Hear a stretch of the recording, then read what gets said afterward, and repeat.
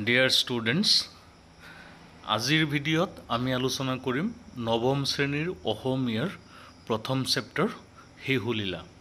এই শিহুলীলা কবিতাটিৰ যিবোৰ পাঠভিত্তিক প্ৰশ্নোত্তৰ আছে আৰু অতিৰিক্তভাৱে যিবোৰ দৰকাৰী প্ৰশ্ন হ'ব পাৰে সেই সকলোবোৰ প্ৰশ্নৰ উত্তৰ তোমালোকক কৰি দিয়া হৈ আছে। তোমালোক সকলোৱে ভিডিঅ'টি শেষলৈ চাবা আৰু যদি কাৰোবাৰ পিডিএফটোৰ প্ৰয়োজন হয় তেতিয়াহ'লে কমেণ্ট কৰি জনাবা অথবা ডেছক্ৰিপশ্যনত লিংক দিয়া থাকিব, তাৰ পৰা ডাউনলোড কৰি ল'ব পাৰিবা। এতিয়া আমি ভিডিঅ'টি ষ্টাৰ্ট কৰিম। তাৰ আগতে যিসকল চেনেলটোলৈ নতুন আহিছে অথবা চেনেলটো এতিয়ালৈকে ছাবস্ক্ৰাইব কৰা নাই তোমালোকে ছাবস্ক্ৰাইব কৰি দিয়া। আছামিজ, ইংলিছ, ছ'চিয়েল চায়েন্সৰ আটাইবিলাক চেপ্টাৰৰ প্ৰতিটো প্ৰশ্নৰ উত্তৰ ইয়াত দিয়া হ'ব বা তোমালোকৰ যিকোনো ধৰণৰ সমস্যাৰ ইয়াত সমাধান কৰি দিয়া হ'ব। এতিয়া ব'লা ভিডিঅ'টি ষ্টাৰ্ট কৰোঁ।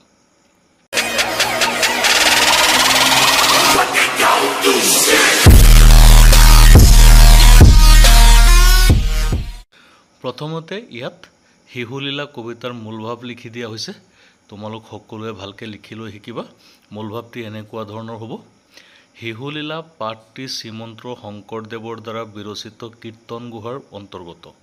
ভগৱান শ্ৰীকৃষ্ণ ত্ৰিজগতৰ প্ৰতি পূৰ্ণব্ৰহ্ম অৱতাৰ। সেইজন ভগৱানেই ভকতৰ মনোকামনা পূৰণৰ হেতু সাধাৰণ মানৱ শিশুৰূপে যশোদাৰ পুত্ৰ হৈ জন্ম লৈছে আৰু নানান লীলা খেলা দেখুৱাইছে। শিহুলীলা মহাপুৰুষ শংকৰদেৱৰ ভগৱত প্ৰেমৰ সুন্দৰ নিদৰ্শন। মাতৃ যশোদা আৰু শিশু পুত্ৰ শ্ৰীকৃষ্ণৰ লীলাখেলাৰে পৰিপূৰ্ণ শিহুলীলা পাঠটিৰ জৰিয়তে দেখিবলৈ পোৱা যায় যে ভগৱান সদায় ভক্তৰ অধীন। ভক্তৰ অধীন ভগৱানে ভকতৰ মনোকামনা পূৰণ কৰিবলৈ সদায় যত্ন কৰে। যশোদা পৰম কৃষ্ণ ভক্ত।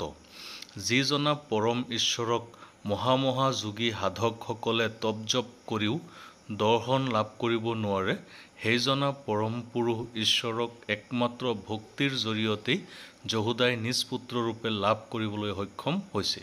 কিন্তু সাধাৰণ মানৱী যশোদা ভগৱানক লাভ কৰিও অহংকাৰমুক্ত হ'ব পৰা নাছিল। সেয়েহে কৃষ্ণই তেওঁক নচুৱাই ৰং চাইছে। পৰম ব্ৰহ্ম কৃষ্ণক নিজ পুত্ৰৰূপে ভ্ৰম কৰি যশোদাই তেওঁক উৰলত বান্ধিবলৈ প্ৰয়োগ কৰিছে আৰু বিফল হৈছে। ভগৱান শ্ৰীকৃষ্ণ অনাদি অনন্ত, সাংসাৰিক মায়ামোহৰ স্ৰষ্টা, কালৰ অধিকাৰী। সেইজন ভগৱান সৰ্বব্যাপ্ত, সৰ্বশক্তিমান। কেৱল ভকতিৰ জৰিয়তেহে তেওঁক লাভ কৰা সম্ভৱ। এয়ে শিহুলীলা পাঠটিৰ তাৎপৰ্য। তাৰ পিছত প্ৰশ্নবিলাক দিয়া হৈছে চোৱা। অতিচমু প্ৰশ্নৰ উত্তৰ লিখা। কৃষ্ণগীত গাৱন্ত সুন্দৰী। কৃষ্ণগীত গোৱা সুন্দৰীগৰাকী কোন? ইয়াৰ উত্তৰ হৈছে কৃষ্ণগীত গাৱন্ত সুন্দৰী। কৃষ্ণগীত গোৱা সুন্দৰীগৰাকী হ'ল যশোদা। খ। কৰ্ণত কুণ্ডল ধুলে অতি। কাৰ কাণৰ কুণ্ডলৰ কথা কৈছে? উত্তৰ যশোদাৰ কাণৰ কুণ্ডলৰ কথা কোৱা হৈছে। গ। কাম্পে কোপে অৰুণ অধৰ। ইয়াত কাৰ অৰুণ অধৰৰ কথা কৈছে? ইয়াত শ্ৰীকৃষ্ণৰ অৰুণ অধৰৰ কথা কোৱা হৈছে। মথনিত ধৰিয়া নিষেধি। মথনি শব্দৰ অৰ্থ কি? উত্তৰ মথনি শব্দৰ অৰ্থ হ'ল গাখীৰ ঘুটিবলৈ ব্যৱহাৰ কৰা এবিধ সঁজুলি। ঙ। নোজোৰে আঙ্গুল দুই জৰি। ইয়াত কাৰ জৰিৰ নাটনি হৈছে? ইয়াত শ্ৰীকৃষ্ণক বান্ধিবলৈ মাক যশোদাৰ জৰিৰ নাটনি হৈছে। প্ৰথম ছ। ৰুণজুণ কেঁয়ুৰ কংকণ। কাৰ কেঁয়ুৰ কংকণৰ ৰুণজুণ শব্দৰ কথা ইয়াত কোৱা হৈছে? উত্তৰ ইয়াত যশোদাৰ কেঁয়ুৰ কংকণৰ ৰুণজুণ শব্দৰ কথা কোৱা হৈছে। ২ নম্বৰ প্ৰশ্ন। শিহুলীলা পাঠটিত ফুটি উঠা শ্ৰীকৃষ্ণৰ মানৱীয় ৰূপৰ বিষয়ে নিজৰ ভাষাৰে লিখা। উত্তৰ মহাপুৰুষ শ্ৰীমন্ত শংকৰদেৱ বিৰচিত কীৰ্তন গুহাৰ অন্তৰ্গত শিহুলীলা পাঠটিত পৰম পুৰুষ শ্ৰীকৃষ্ণক ঐশ্বৰিক ৰূপৰ উপৰিও সাধাৰণ মানৱ শিশুৰ ৰূপটো অতি সুন্দৰভাৱে পৰিস্ফুট হোৱা দেখিবলৈ পোৱা যায়। সাধাৰণ মানৱ শিশুৱে যেনেকৈ মাকক আমনি কৰে, মাকৰ লগত ঠেহ পেচ কৰে, ঠিক তেনেদৰে ভগৱান শ্ৰীকৃষ্ণইও মাক যশোদাৰ লগত ঠেহ পাতিছে, অভিমান কৰিছে। মাকৰ মনোযোগ আকৰ্ষণ কৰাৰ বাবে ঘৰৰ বয় বস্তু ভাঙি ধুলিয়াই লণ্ড ভণ্ড কৰিছে। মাকৰ খং উঠাত ভয়তে পলাইছে আৰু মাকৰ ভাগৰ লগা দেখি আপুনিয়ে মাকৰ হাতত ধৰাও দিছে। শিশুলীলাৰ আখ্যানভাগ কৃষ্ণ হৈ পৰিছে চিৰন্তন শিশুৰ এক মোহনীয় ৰূপ। এয়া যেন আমাৰ চিনাকি এক শিশুৰহে দুষ্টালি। ৩ নম্বৰ প্ৰশ্ন, শংকৰদেৱৰ মহত্তম সৃষ্টি কীৰ্তন ঘোষাৰ বিষয়ে এটি চমুটোকা লিখা। উত্তৰ, মহাপুৰুষ শ্ৰীমন্ত শংকৰদেৱৰ সাহিত্যিক জীৱনৰ কীৰ্তিস্তম্ভ হ'ল কীৰ্তন ঘোষা। নাম প্ৰসংগৰ উপযোগী হিচাপে ৰচনা কৰা এই কাব্যগ্ৰন্থ মহাপুৰুষৰ দ্বাৰা প্ৰৱৰ্তিত একশৰণ নাম ধৰ্মৰ মূল পুথি। বিভিন্ন ছন্দৰ প্ৰয়োগ, ৰসৰ প্ৰাধান্য তথা ভক্তি ধৰ্মৰ গুণানুকীৰ্তনেৰে ভৰপূৰ কীৰ্তন ঘোষাত ৯টা অধ্যায় আছে। সাহিত্যিক গুণেৰে সমৃদ্ধ কীৰ্তন ঘোষাই ভক্তি ৰসৰ ফল্গু ধাৰা নিঃসৰণ কৰাৰ উপৰিও আমাৰ সমাজৰ জনসাধাৰণৰ মনটো এক বিশেষ স্থান অধিকাৰ কৰি আহিছে। প্ৰশ্ন নং ৪, শিশুলীলা পাঠটিৰ অন্তৰ্নিহিত তাৎপৰ্য বুজাই লিখা। উত্তৰ, শিশুলীলা পাঠটি শ্ৰীমন্ত শংকৰদেৱৰ দ্বাৰা বিৰচিত কীৰ্তন ঘোষাৰ অন্তভাগ বা অন্তৰ্গত। ভগৱান শ্ৰীকৃষ্ণ ত্ৰিজগতৰ প্ৰতি পূৰ্ণব্ৰহ্ম অৱতাৰ। সেইজন ভগৱানেই ভকতৰ মনোকামনা পূৰণৰ হেতু সাধাৰণ মানৱ শিশু ৰূপে যশোদাৰ পুত্ৰ হৈ জন্ম লৈছে আৰু নানান লীলা খেলা দেখুৱাইছে। শিশুলীলা মহাপুৰুষ শংকৰদেৱৰ ভগৱত প্ৰেমৰ সুন্দৰ নিদৰ্শন। মাতৃ যশোদা আৰু শিশুপুত্ৰ শ্ৰীকৃষ্ণৰ লীলা খেলাৰে পৰিপূৰ্ণ শিশুলীলা পাঠটিৰ জৰিয়তে দেখিবলৈ পোৱা যায় যে ভগৱান সদায় ভক্তৰ অধীন। ভক্তৰ অধীন ভগৱানে ভকতৰ মনোকামনা পূৰণ কৰিবলৈ সদায় যত্ন কৰে। যশোদা পৰম কৃষ্ণ ভক্ত।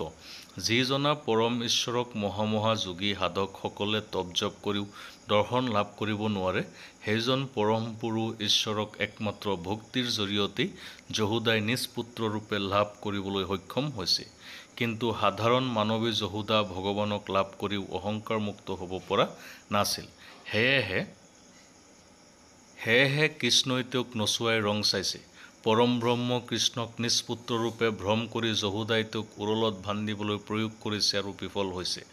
ভগৱান শ্ৰীকৃষ্ণ অনাদি অনন্ত, সাংসাৰিক মায়ামোহৰ ত্ৰষ্টা, কালৰ অধিকাৰী। সেইজন ভগৱান সৰ্বব্যাপ্ত সৰ্বশক্তিমান। কেৱল ভকতিৰ জৰিয়তেহে তেওঁক লাভ কৰা সম্ভৱ। এয়ে শিশুলীলা পাঠটিৰ তাৎপৰ্য। ৫ নং প্ৰশ্ন, তাহাংক তনয় মানিবলে যশোদা বান্দন্ত উৰুক হলে। কথাষাৰৰ অন্তৰ্নিহিত তাৎপৰ্য বুজাই লিখা। উত্তৰ, উক্ত পদফাঁকিৰে মহাপুৰুষ শ্ৰীমন্ত শংকৰদেৱে শিশুলীলা নামৰ পাঠটিত পৰম পুৰুষ ভগৱান শ্ৰীকৃষ্ণক মাক যশোদাই উৰলত বান্ধি যোৱাৰ প্ৰয়াস কৰাৰ কথা প্ৰকাশ কৰিছে। যশোদা আছিল শ্ৰীকৃষ্ণৰ পৰম ভক্ত। ভকতিৰ বলতেই যশোদাই ত্ৰিজগতৰ পতি পৰম পুৰুষ শ্ৰীকৃষ্ণক পুত্ৰৰূপে লাভ কৰিছিল। মহামহা যোগী সাধকসকলে বছৰ বছৰ ধৰি তপ জপ কৰিও যিজনা ভগৱানক দৰ্শন পাবলৈ সক্ষম হোৱা নাছিল, সেই পৰম ঈশ্বৰক যশোদাই কেৱল ভকতিৰ জৰিয়তেই পুত্ৰৰূপে লাভ কৰিছিল। নিজ পুত্ৰ মানি শ্ৰীকৃষ্ণৰ লগত খং অভিমান কৰিছিল, আনকি বান্ধি থ'বলৈও প্ৰয়াস কৰিছিল। ইয়াৰ দ্বাৰা ইয়াকে বুজাব বিচাৰিছে যে ভগৱান সদায় ভকতৰ অধীন। ভকতে যি ৰূপতেই তেওঁক বিচাৰে তেওঁ সেই ৰূপতেই ভকতক ধৰা দিয়ে। তাৰ পিছৰ প্ৰশ্নটো হৈছে, নাহি আদি অন্ত পূৰ্বাপৰ পূৰ্ণ ব্ৰহ্মা জগত ঈশ্বৰ। ইয়াত কবিয়ে শিশু কৃষ্ণৰ ঐশ্বৰিক গুণৰ প্ৰকাশ কেনেদৰে কৰিছে বুজাই লিখা। উত্তৰ, এই কবিতাফাঁকিৰ জৰিয়তে কবি শ্ৰীমন্ত শংকৰদেৱে পূৰ্ণ ব্ৰহ্মা অৱতাৰ ভগৱান শ্ৰীকৃষ্ণৰ মহিমাৰ বিষয়ে প্ৰকাশ কৰিছে। ভগৱান শ্ৰীকৃষ্ণই পুত্ৰৰূপে যশোদাৰ ঘৰত উপজি নানান লীলা খেলা কৰিছিল। শিশু পুত্ৰৰূপে তেওঁ যশোদাৰ কোলাত উঠিবলৈ আমনি কৰিছিল, মাকক কাম কৰিবলৈ আমনি কৰিছিল, স্তনপান কৰিবলৈ নাপাই দধি ভাণ্ড ভাঙিছিল, লৱণো চুৰ কৰি নিজেও খাইছিল আৰু বান্দৰকো দিছিল। শ্ৰীকৃষ্ণৰ উৎপাতত মাক যশোদা অতিষ্ঠ হৈছিল আৰু শাস্তিৰূপে ৰছীৰে উৰলত বান্ধি থ'বলৈ প্ৰয়াস কৰিছিল। কিন্তু শ্ৰীকৃষ্ণ হ'ল পৰম ভগৱান। তেওঁক একোৰেই আবদ্ধ কৰিব নোৱাৰি। সেয়েহে যহোদাই তেওঁক বান্ধিব বিচাৰোঁতে প্ৰতিবাৰতেই 2 আঙুল ৰছীৰ নাটনি হ'ল। অৱশেষত মাকৰ পৰিশ্ৰম দেখি শ্ৰীকৃষ্ণই নিজেই যহোদাৰ হাতত বন্ধন স্বীকাৰ কৰিলে। সেয়েহে কবিয়ে কৈছে যে শ্ৰীকৃষ্ণৰ আদিঅন্ত নাই, তেওঁৱেই এই চৰাচৰ জগতৰ পৰম পুৰুষ, ত্ৰিজগতৰ সৃষ্টিকৰ্তা, পূৰ্ণ ব্ৰহ্মা অৱতাৰ।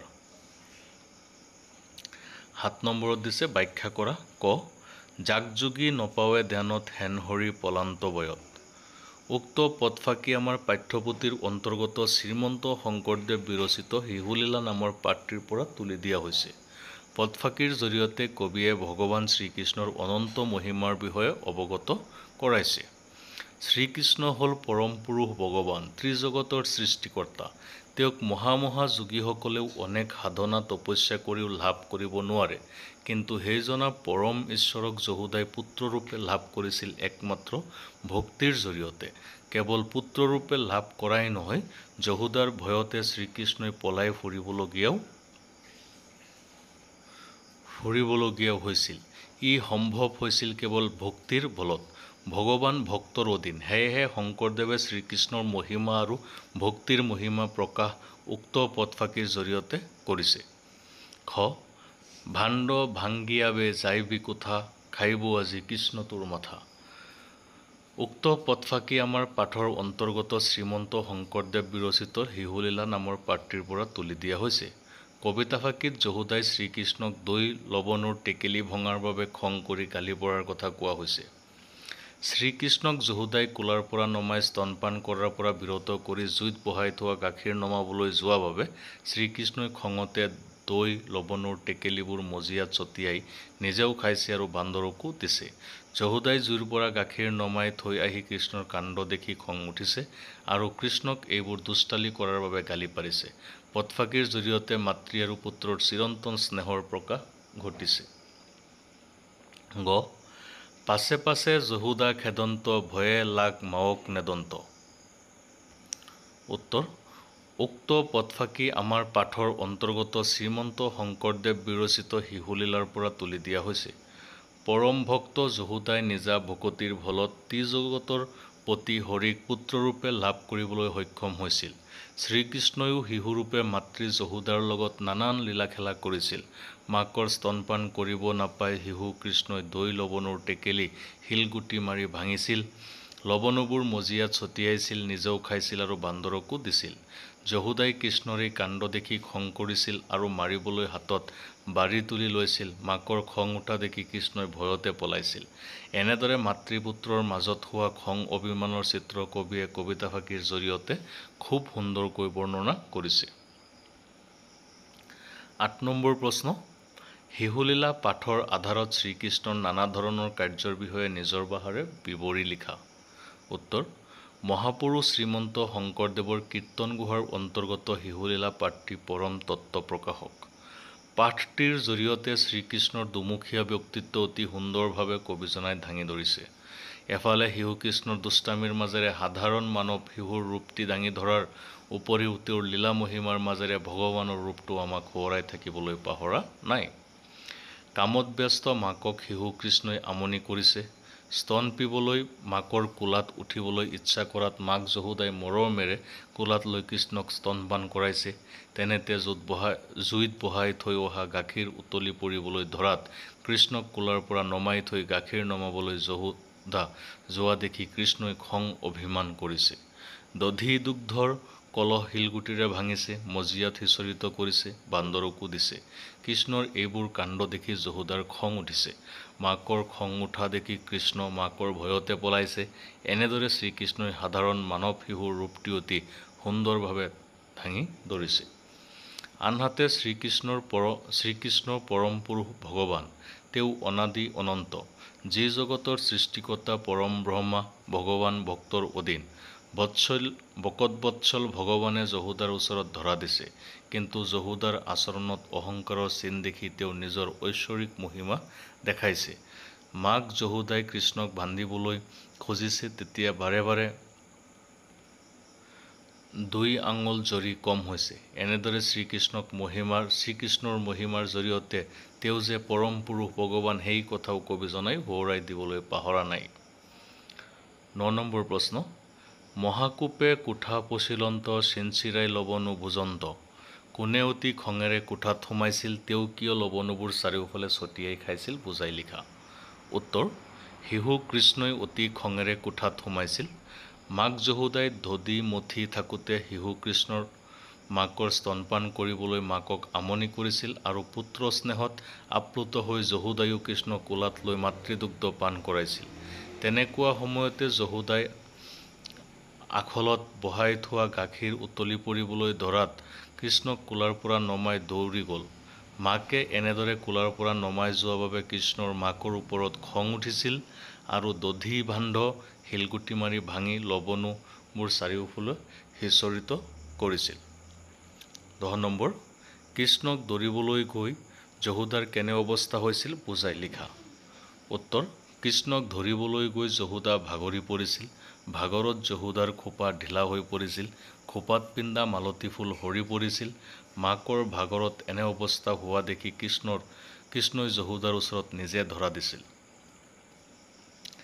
তাৰপিছত ভাষা বিষয়ক আছে 11 নম্বৰ প্ৰশ্ন, তলত দিয়া শব্দবোৰৰ এটা বা দুটাকৈ সমাৰ্থক শব্দ লিখা। কৰ্ণ, কাণ, অৰুণ, সূৰ্য, দধি, দৈ, বস্ত্ৰ, কাপোৰ। বদন, মুখ, লবণো, মাখন, কূপ, খং, ৰাগ, দহন, দাঁত, দুগ্ধ, গাখীৰ, ঈশ্বৰ, ভগৱান। 12 নম্বৰ প্ৰশ্নত দিছে, তলৰ পুৰণি অসমীয়া শব্দবোৰৰ আধুনিক ৰূপ লিখা। তাহাংক, তেওঁক, নোজোৰে, নাটে, খচি, খহি, ৰহিল, ৰল, আছি, আহি, ভৈলা, হ'ল, আচান্ত, আহিছে, হিলায়ে, হিলেৰে, কাম্পে, কপে, মাৱক, মাকক। বচি, বহি, প্ৰয়াসী, চেষ্টা কৰা, খেদন্ত, খেদিলে। 13 নম্বৰ প্ৰশ্নত দিছে, তলৰ শব্দকেইটাক কি কি কাৰণত মূৰ্ধন্য ন আৰু মূৰ্ধন্য হ হৈছে, বুজাই লিখা। অৰুণ, কংকন, কৰ্ণ, শ্ৰোণী, ভাণ্ড, নিষেধী। এই আটাইবিলাকৰ উত্তৰ তোমালোকক কৰি দিয়া হৈছে। তোমালোকে লিখি লৈ শিকিবা। ইয়াৰ পৰা তোমালোকৰ পৰীক্ষাত প্ৰশ্ন থাকিব। নত্যবিধি আৰু সত্যবিধিৰ নিয়মবিলাক তোমালোকে শিকি ল'ব লাগিব।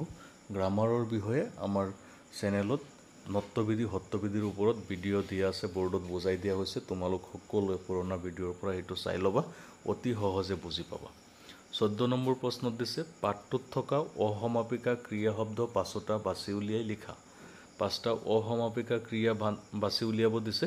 ইয়াত উত্তৰ কৰি দিয়া হৈছে, তোমালোকে চোৱা। আজিৰ ভিডিঅ'ত এইখিনি। মৰমৰ ছাত্ৰ ছাত্ৰীসকল, তোমালোকে ভালকৈ পঢ়িবা। আকৌ নতুন চেপ্টাৰত লগ পাম। তেতিয়ালৈ ধন্যবাদ।